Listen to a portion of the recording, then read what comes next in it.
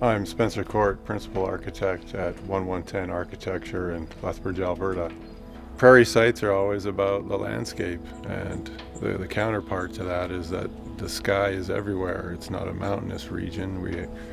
The horizon meeting the sky is what the prairies are all about. We have this ephemeral sky changing all the time in the seasons from winter to summer, and the landscape equally changes. There's this dynamism that happens. From a formal point of view, the formations and the uniqueness of the prairies tend to trend downward into these drainages and valleys and so on.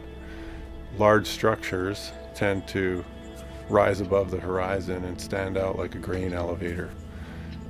We were initially asked to join a project that had already started after it had already been framed and constructed. The scale of it was already derived by another author, and our task was to address architecturally the cladding and just bring elements of human scale and ties to the landscape that the project was set in. Some of the things that were in my mind as we approached the project was the fact that there's usually these curious formations or textures or colors that tend to stand out at different seasons in the landscape. So traveling around southern Alberta, I'd come across areas of low-lying wetlands or ponds where there was a very alkaline soil base that tended to treat the soil, change it into a white color, almost a salt kind of deposit. And this unique plant would grow out of it called a red samphire.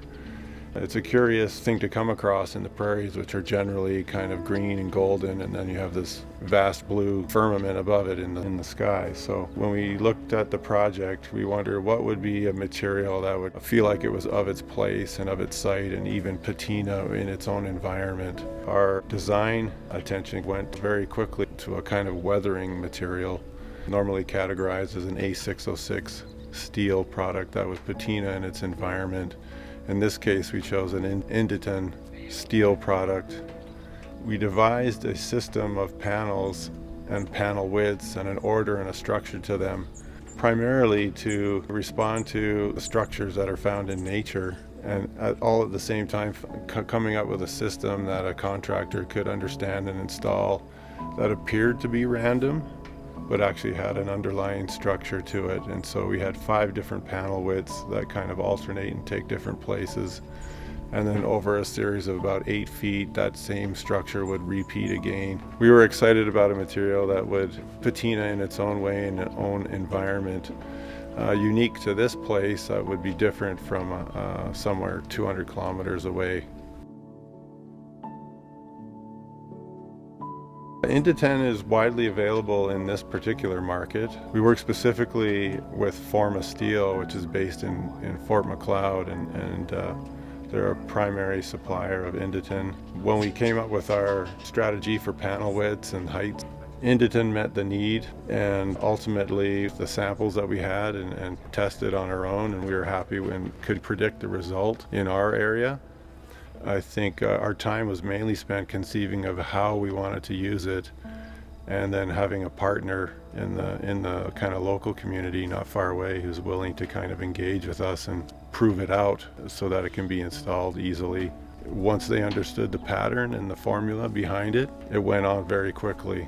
They were able to do the 3 tiers of cladding on really all 4 sides of the building, even at height, at a quite extreme pace. We partner with Forma Steel on a lot of different projects. We've always had a good relationship with them from their reps and suppliers. They've taken us through their production facilities. You can see what their capabilities are.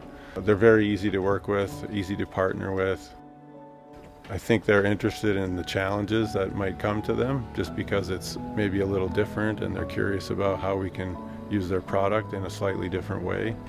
Somehow it all went off without a hitch, and it's partly because of the design thinking and partly because of the implementation and partly because of the supplier.